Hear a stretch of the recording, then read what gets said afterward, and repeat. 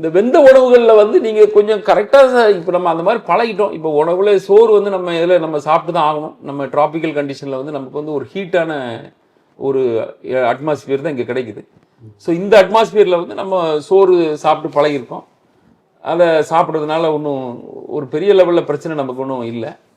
But அதில் ஒன்று முக்கியமான விஷயம் என்ன அப்படின்னா, நீங்கள் பசித்து ருசித்து சாப்பிட்றதுனால நீங்கள் நிறைய வியாதிகளை தடுத்துடலாம். பட் இங்கே நிறைய இடத்துல நம்ம என்ன பண்ணுறோம், இப்போ இன்றைக்கி வீடுகளில் சமைக்கிறத விட ஹோட்டலில் சமைக்கிறது, ஹோட்டலில் போய் சாப்பிட்றது அதிகமான பழக்க வழக்கத்தை கொண்டு வந்திருக்கோம். ஸோ இதில் ஹோட்டலில் பொறுத்த வரைக்கும் அதுக்கு கமர்ஷியலாக தான் அங்கே சமைப்பாங்க. வீட்டில் மாதிரி அங்கே சமைக்க முடியாது. ஏன்னா நம்ம வீட்டு கிச்சனே கூட நம்ம ரொம்ப சுத்தமாக வைக்கிறதுல கஷ்டப்படுறோம். அப்போ ஹோட்டலில் பல ஆயிரம் பேருக்கு சமைக்கிற கிச்சன் எப்படி இருக்கும்? கண்டிப்பாக 100% அது வந்து ரொம்ப சுத்தமாக சமைக்கிறதுக்கு வாய்ப்பு இல்லை. ஸோ எப்படியோ நமக்கு சூடாக நம்ம டேபிளுக்கு வர்றதுனால ஏசி போட்டு கொடுக்குறதுனால நம்ம அதை ரொம்ப நல்ல ஹோட்டல் அப்படின்னு நம்ம எடுத்துக்கிறோம் அதை. ஸோ இந்த மாதிரி ஹோட்டலில் சாப்பிட்றத தவிர்க்கிறது. நமக்கே எல்லாம் தெரியுங்க. என்ன தெரியாது நம்மளுக்கு சொல்லுங்கள், தெரிஞ்சு தாங்க எல்லாம் செய்கிறோம்.